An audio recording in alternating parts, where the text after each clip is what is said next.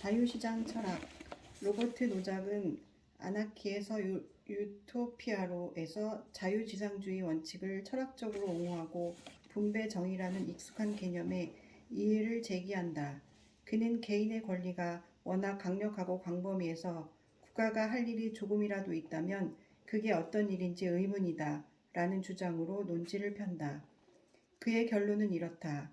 오직 계약을 집행하고 사람들을 무력과 절도와 사기에서 보호하는 기능을 수행하는 최소 국가만이 정당화될 수 있다. 거기서 더 나아가면 어떤 일도 강요받지 말아야 하는 개인의 권리를 침해하게 되고 그런 국가는 정당화될 수 없다. 누구도 강요받지 말아야 하는 분명한 행위 하나는 다른 사람을 돕는 일이다. 부자에게 세금을 부과해 가난한 사람을 돕는다면 부자가 강요받는 꼴이다. 이는 그들의 소유물을 그들 마음대로 쓸 권리를 침해한다.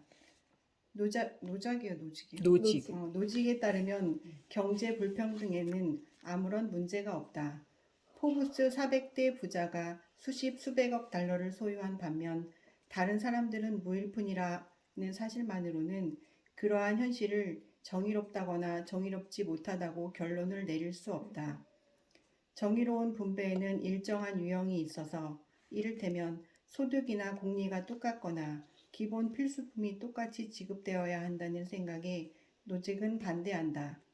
중요한 점은 분배 방식이다. 노직은 유형화된 정의론을 거부하고 자유시장에서 사람들의 선택을 존중하는 이론을 옹호한다. 그는 분배 정의가 구현되려면 두 가지 필수 조건이 충족되어야 한다고 주장한다. 하나는 초기 소유물에 구현된 정의이고 또 하나는 소유물 이전에 구현된 정의다. 첫 번째 조건은 돈을 벌 때 사용된 자원이 애초에 합법적인 소유물이었는가를 묻는다.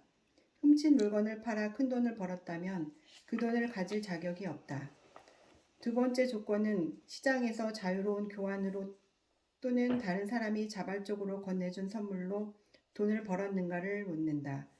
두 질문에 모두 그렇다고 답할 수 있다면 현재의 소유물을 가질 자격이 있으며 국가는 소유자의 동의 없이 그것을 빼앗을 수 없다. 부당하게 얻은 것으로 경제활동을 시작하지 않는 한 자유시장에서의 분배는 그 결과가 평등하든 불평등하든 정당하다. 노직은 현재의 경제 지위에 기여한 초기 소유물이 정당한지 부당한지를 결정하기가 쉽지 않다는 것을 인지한다. 오늘날의 소득과 부의 분배에서 어느 선까지가 몇 세대 전에 무력, 절도, 사기로 토지나 다른 자산을 불법으로 강탈할 것인지 어떻게 알 수 있겠는가? 만약 최고 부자가 흑인을 노예로 삼거나 아메리카 원주민의 소유권을 강탈하는 등 과거 부당행위의 수혜자로 판명된다면 과세나 손해배상 같은 수단으로 부당함을 바로잡을 수 있다는 게 노직의 생각이다. 하지만 그것은 과거의 잘못을 바로잡기 위한 절차이지 더 큰 평등을 실현하기 위한 행위는 아니라는 점을 인식해야 한다. 노직은 재분배라는 어리석은 짓을 그는 그렇게 보았다. 설명하면서 위대한 농구 선수 윌트 체인벌린을 예로 들었다. 1970년대에 한 시즌에 무려 20만 달러를 받던 선수다. 이를 오늘날의 농구 스타 마이클 조던으로 업데이트해도 좋겠다.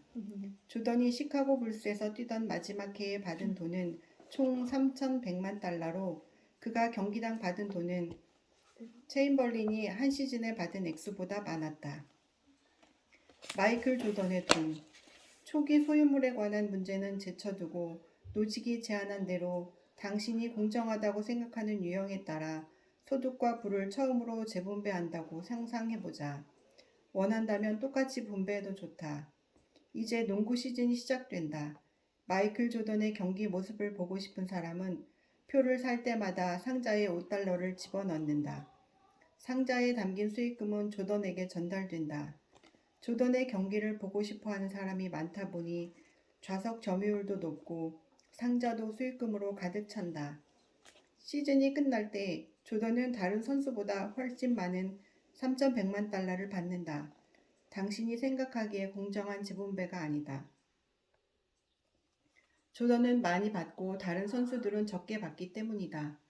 그러나 이 새로운 분배 방식은 자발적인 선택으로 이루어졌다. 그렇다면 불만을 터뜨릴 사람은 누구일까? 조던의 경기를 보려고 돈을 지불한 사람일까? 이들은 자유로운 선택에 따라 표를 샀다.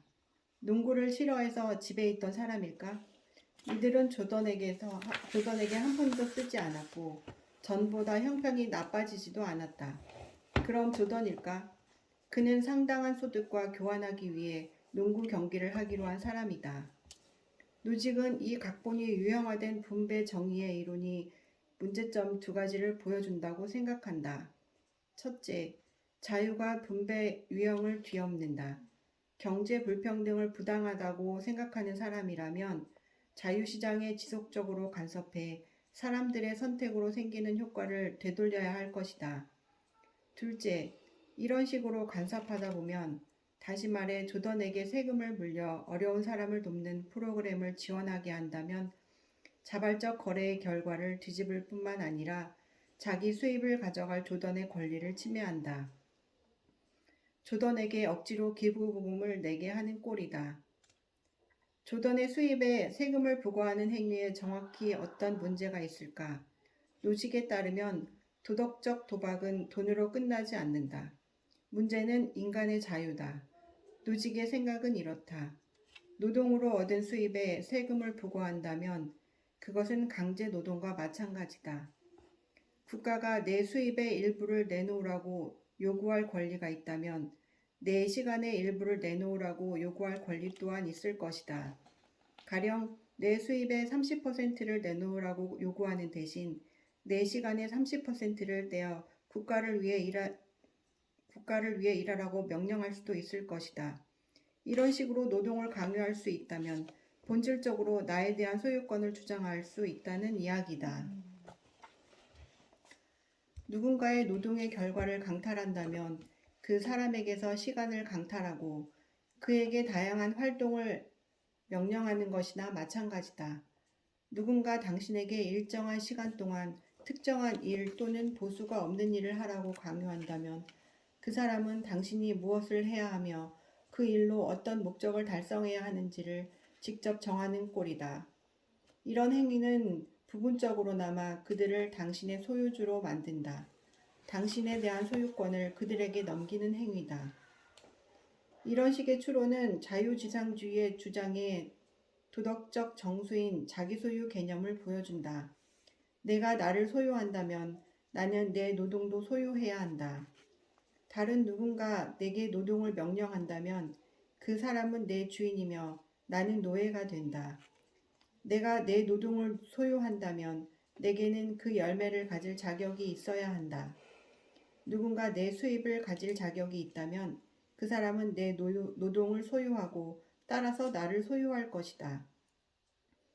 노직은 바로 이런 이유로 마이클 조던의 수입 3,100만 달러의 세금을 부과해 가난한 사람을 돕는다면 조던의 권리를 침해하는 것이라고 말한다.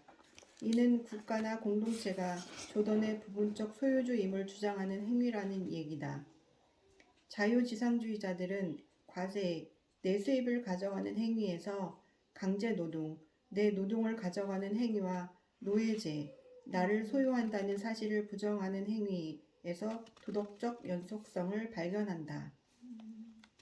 자기 소유는 개인 이거 들고 하나요?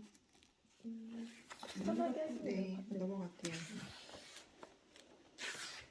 물론 누진세율이 아무리 높아도 소득의 100%를 요구하지는 않는다. 따라서 정부는 납세자들을 완전히 소유하려 들지는 않지만 부분적으로는 엄연히 소유하려 든다는 게 노직의 주장이다.